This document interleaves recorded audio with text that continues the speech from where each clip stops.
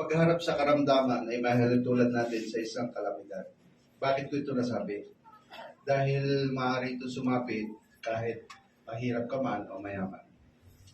Kaya kung sagana ka man sa masarap na pagkain, kapag may sakit ka, hindi mo may-enjoy kasi alam naman natin na kapag may sakit, maraming bawal. Kaya nung natuto tayo sa Biblia at nabasa natin yung binabanggit ng Isaiah 33:24, excited tayo. Samahan niyo ako sa pagbasa at suriin natin kung anong ibig sabihin ng tekstong ito. Kung nariyan na kayo, ito po sinasabi. At walang nakaretira doon na magsasabing may sakit ako. Ang bayang naninirahan sa lupain ay patatawarin sa kasalanan. Ngayon ang tanong, anong sakit ba yung tinutukoy rito? E di para maintindihan natin, balikan natin yung panahon ng mga apostol. Noong panahon ng mga apostol, kahit pala sila, nagkaroon din ng mga sakit. Tulad ni Epaprodito, Timoteo, Trofimo. Kaya siguro baka maisip nyo na sana nabuhay na lang ako nung panahon ng mga apostol para mapagaling yung sakit ko. Pero pagka sinuri nyo yung Biblia, walang ulat na pinagaling ng mga apostol sina Epaprodito, Timoteo at Trofimo. Bakit ganon?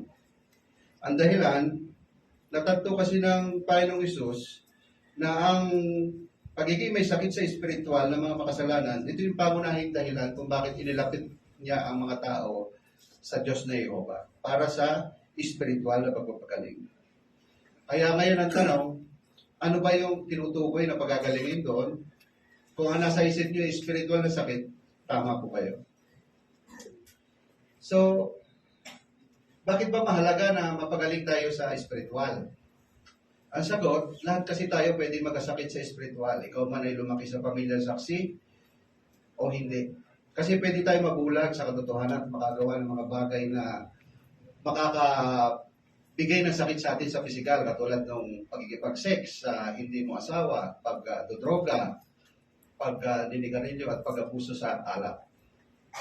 Lahat ng yan pwede natin magawa kung tayo lalabag sa pamantayan ng Biblia. Pero dahil nga sa espiritual na pagpapagaling, nakaiwas tayo sa mga bagay na ito. Sa madalit sabi, sa diwa, natupad sa atin yung hula ni Isaias. So, ibig ba sabihin, hindi na magkakaroon ng literal na pagpapagaling?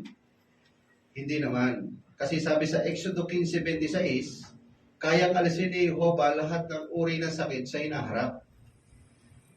Kaya, ano ba yung magiging kalagayan sa hinaharap?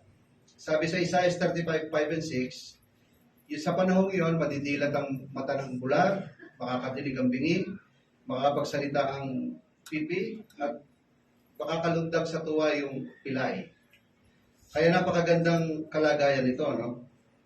So, ano yung dapat nating maging pangmalas dito? So, pwede nating tularan si David sa kanya naging pangmalas sa ulat ng awit 103 na ang lahat ng papuri ay nauukol kay Jehovah, na tinukoy ni David bilang ang isa na nagpapagaling ng lahat ng karamdaman. So sa pahayag na ito, dalawang bagay yung naging maliwanag. Una, dahil sa katotohanan na ating natutuhan sa Biblia, nakaiwas tayo sa mga sakit na maaari nating makuha kung lalabag tayo sa pamantayan ng Biblia. At ikalawa, sa malapit na hinaharap, permanente na tayong pagagalingin sa physical man o spiritual. Kaya sa bagong sanlibutan, isa lang ang tiyak. Wala nang nakatira roon na magsasabing may sakit ako.